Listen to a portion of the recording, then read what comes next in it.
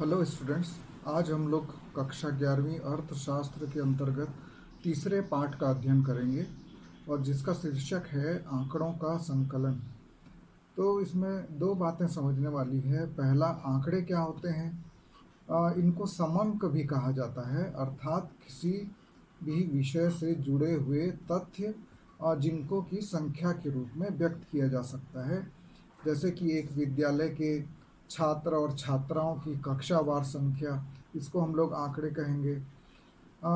गत वर्ष 2019-20 में प्रथम श्रेणी में पास होने वाले विद्यार्थियों की संख्या, उसमें कितने छात्र हैं, कितनी छात्राएं हैं, इसको हम लोग आंकड़ा कहेंगे। किसी गांव के जनसंख्या का वर्गीकरण कि कौन कौन सी जाति या कौन कौन से धर्म के कितने कितने लोग रहते हैं, इसको हम लोग आंकड़े कहेंगे। तो ये है आंकड़ा। और दूसरा है संकलन। संकलन कौन करता है? संकलन मतलब एकत्रित करना।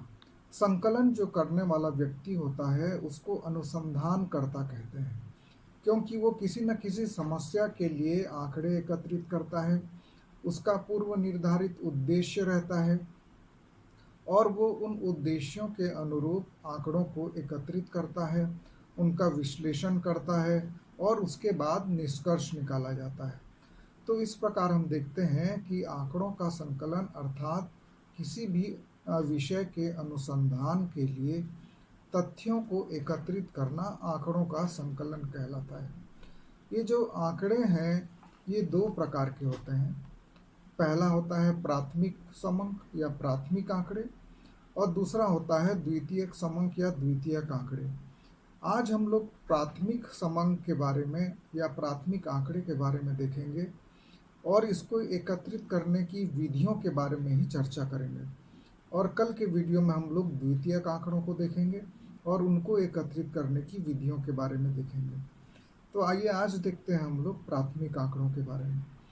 प्राथमिक आंकड़े या प्राथमिक समंक वे समंक होते हैं जिन्हें कोई अनुसंधानकर्ता अपने उद्देश्य की पूर्ति के लिए पहली बार एकत्रित करता है और पहली बार एकत्रित होने के कारण ही इन्हें प्राथमिक समंक कहा जाता है।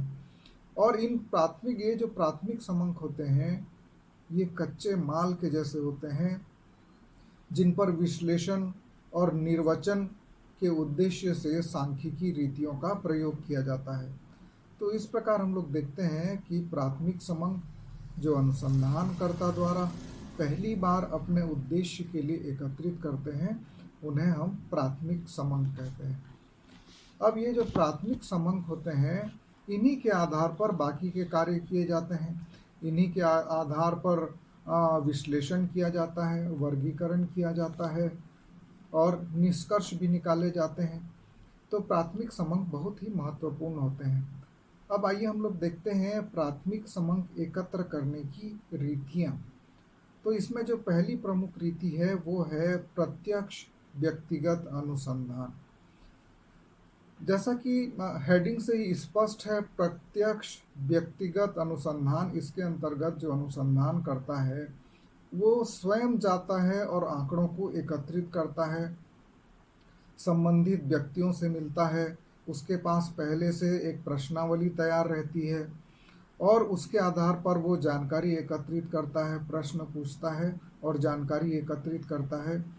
तो इसे कहते हैं प्रत्यक्ष व्यक्तिगत अनुसंधान विधि, जिसमें अनुसंधानकर्ता स्वयं जाकर संबंधित जो व्यक्ति हैं उनसे प्रश्न पूछकर जानकारी एकत्रित करता है। तो इसके लिए जो अनुसंधान करता है उसको व्यवहार कुशल होना चाहिए, उस क्षेत्र की भाषा का ज्ञान होना चाहिए जिस क्षेत्र में वो जा रहा है। यदि उस क्षेत्र की भाषा से और वहाँ के रीति रिवाज से यदि वो परिचित होगा तो उसको बहुत सहायता मिलेगी, उसका काम आसान हो जाएगा। जैसे यदि कोई व्यक्ति किसी विद्यालय में जाकर वहाँ पे अध्ययन करने वाले छात्र छात्राओं के मासिक खर्च का अध्ययन करना चाहता है तो उसको उस विद्यालय में जाना पड़ेगा और वहाँ के छात्र छात्राओं से संपर्क स्थापित करना पड़ेगा। और ये विधि वहाँ उपयुक्त होती है जहाँ जांच का जो क्षेत्र है वो थोड़ा सीमित हो। यदि बड़ा होगा तो ये विधि काम नहीं करती, क्योंकि बहुत समय लग जाएगा आंकड़े एकत्रित करने में।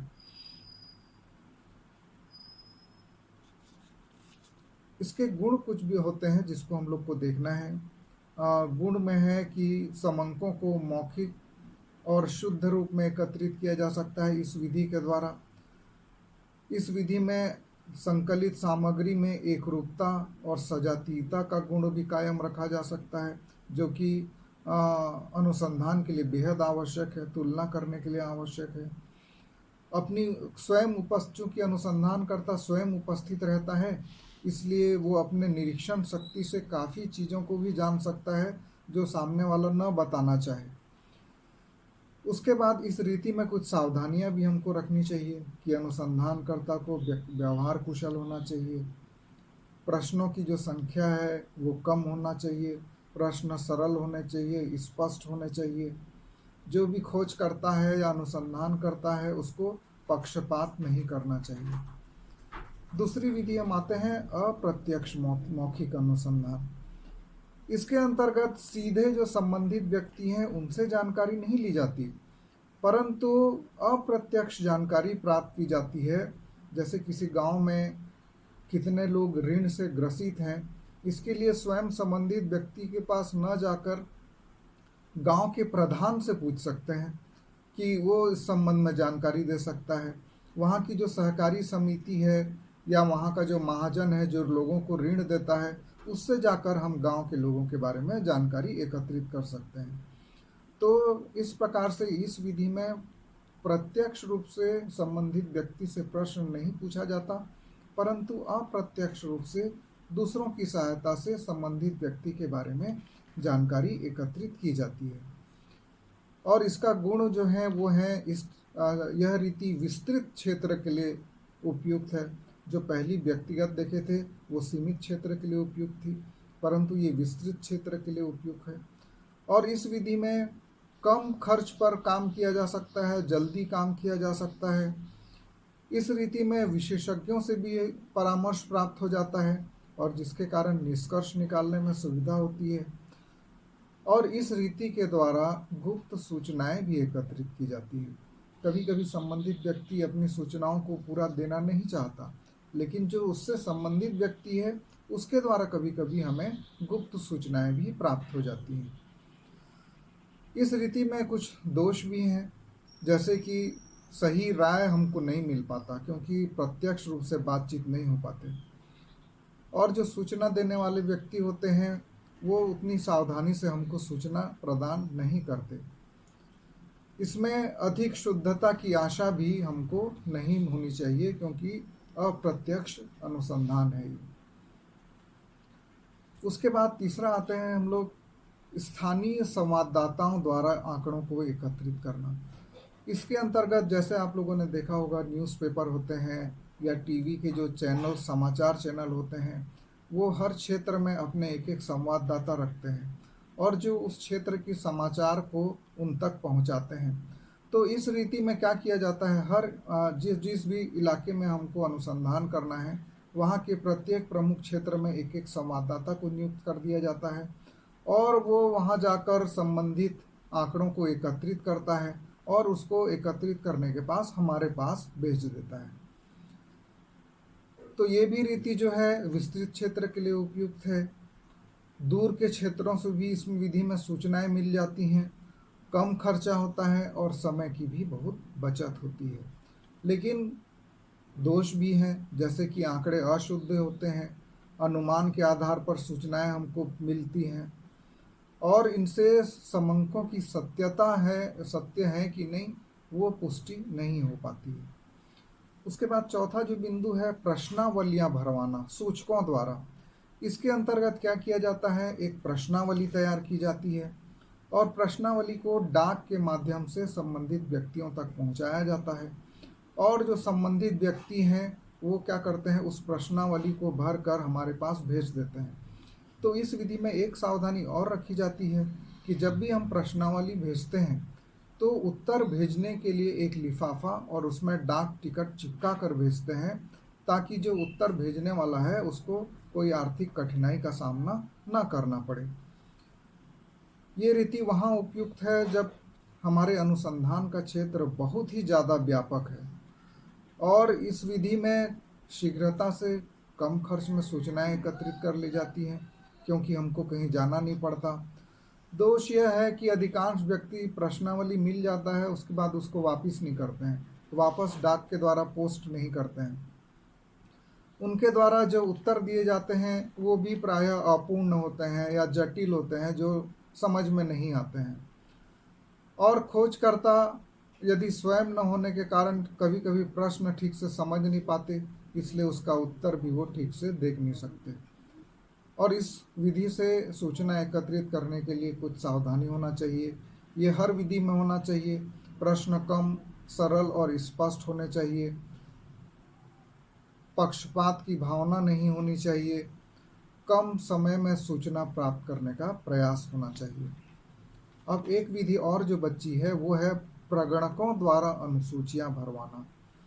और ये विधि से आप लोग थोड़ा मेरे ख्याल से आप लोग जानते भी होंगे, जब भी हमारे देश की जनगणना होती है तो विभिन्न विभागों के अधिकारी आपके घर में आते हैं। आप लोगों ने देखा होगा, बड़े बड़े रजिस्टर पकड़े रहते हैं और वो पूरी जानकारी आपसे पूछते हैं। आपके घर में कितने कमरे हैं, कितने गाय बैल हैं, गाड़ी मोटर कितने हैं, कितने कमाने वाले हैं, कितने शिक्षित हैं, कितने अशिक्षित हैं, आप कौन से धर्म के हैं। तो ये सारी चीज़ें जो हैं इसको प्रगणकों द्वारा अनुसूचियां भरवाना कहते हैं। इसके अंतर्गत जो संबंधित एजेंसी है उनके व्यक्ति खुद आपके घर में आते हैं और पूरी जानकारी आपसे प्राप्त करते हैं।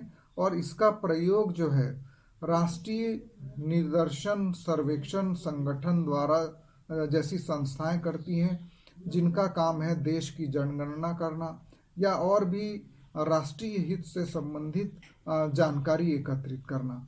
तो प्रगणक का अर्थ है वे व्यक्ति जो आपके घर जाकर आपसे प्रश्न पूछकर जानकारी एकत्रित करते हैं और उसको सरकार को या संबंधित एजेंसी को देते हैं। इस विधि के भी कुछ गुण हैं, जैसे हर विधि के होते हैं। इसमें विस्तृत क्षेत्रों का सर्वेक्षण किया जा सकता है। इसमें व्यक्तिगत संपर्क होता है, इसलिए सही सूचनाएं प्राप्त होती हैं। पक्षपात की कोई गुंजाइश नहीं रहती और इस रीति में जो आंकड़े मिलते हैं वो बिल्कुल विश्वसनीय और शुद्ध होते हैं। कुछ दोष भी हैं इसमें, जैसे कि प्रगणक जो होते हैं हो सकता है वो पक्षपातपूर्ण भावना से काम करें। प्रगणकों के प्रशिक्षण में बहुत खर्चा होता है, उनके आने जाने में भी बहुत खर्चा होता है और ये केवल सरकार द्वारा ही इस विधि को अपनाया जाता है।